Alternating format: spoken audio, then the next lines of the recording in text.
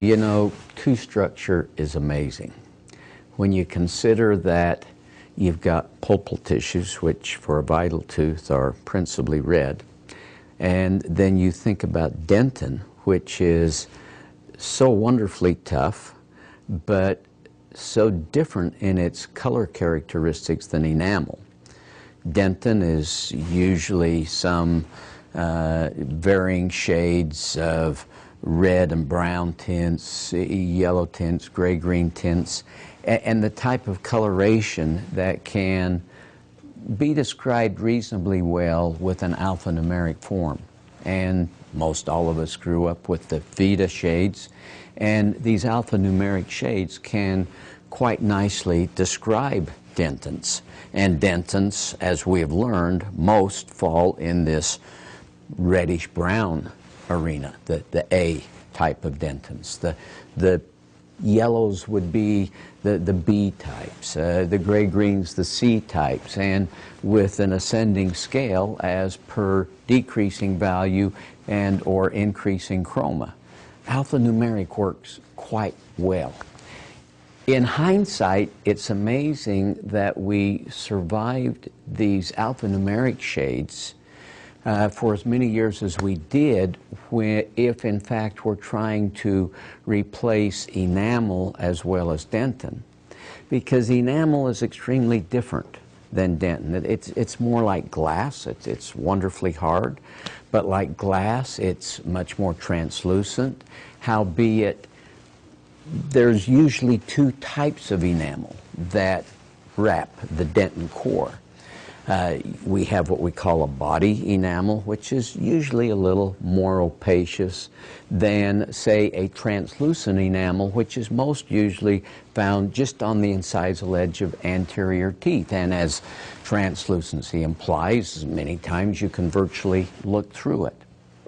Well, the challenge when Vital Escence came out, and Vital Escence truly, the first aesthetic composite of multiple shades, standalone dentin shades, standalone enamel shades, a complete palette of the making of a Michelangelo, if you will.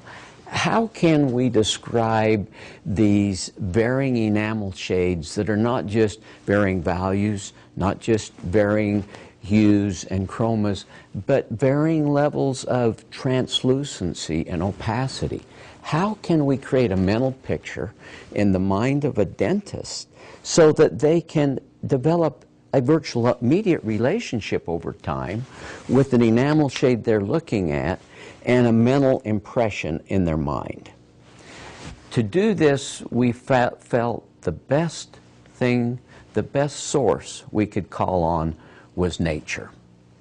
Now, as we call on nature, we envision various natural phenomena which have varying levels of opacities and translucencies and the like. We wished to call on forms of nature that were pleasant, not smog, for example, for a smoky gray. We wanted positive, uplifting terms, if you will. So you can envision that if we were going to describe, for example, the most translucent shade, what would be more translucent from nature than ice? So a trans-ice, a translucent incisal edge of ice, the ultimate, most translucent there is. Now, if we were starting to ascend an opacity scale, the next level that our brains came up with is mist, kind of austere, almost romantic, but mist, mostly translucent, but a speckling of little opaque stars, if you will, in it, and hence transmist, the next level of opacity for a translucent edge. Now, certainly there's going to be varying hues, and so you could have a trans gray, and you could have a trans orange, and you could have a trans blue, and all of these translucent combinations with various hues and chromas comes to mind. But now let's think about how we would describe the body enamel, that enamel that's not the translucent edge. That body enamel, as a general rule, it's a little more opacious, albeit still translucent. Well, when we looked at nature for something that would kind of connect to it, pearl came to mind.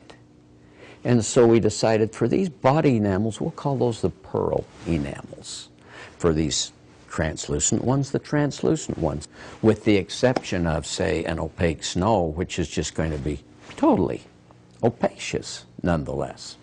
So as we thought about varying grades and keeping in mind this gradation of opacities, translucencies, to move to something that would be more opacious than a mist and describe a more opacious enamel in a body form, not an incisal edge form, we came up with a moderately translucent, moderately opaque term by putting pearl and frost together. We've all seen the frost out on the lawn, out on the grass, and it's semi-opaque, semi-translucent. And it certainly sounds more pleasing than a pearl fog, too close to smog, if you will. So that was our next gradation. Now certainly to go to a higher level of opacity than a frost, one does become quite opacious. And that's why snow was used as the next level, as collecting from nature analogous substances to describe something much more opaque than frost, which is more opaque than mist, which is more opaque than ice, if you will. And as we move beyond a mist, we're now opacious enough that we're a body enamel, and hence we're falling in that pearl range. And yes, there could be a pearl shade that was like a frost, but it had a smoky color to it. And that could be, like, for example, a pearl neutral, for example, if it was just slightly such. But by looking at the different combinations of trances and pearls, and with the type of descriptive that they are modifying, it hopefully enables the clinician to create a mental picture that, this pearl frost is going to be more white, more opacious than this trans mist, and in a way that once they understand it, that their brain can connect to, tie to nature, if you will, and difficult to impossible to describe in an alphanumeric way as the Denton shades are.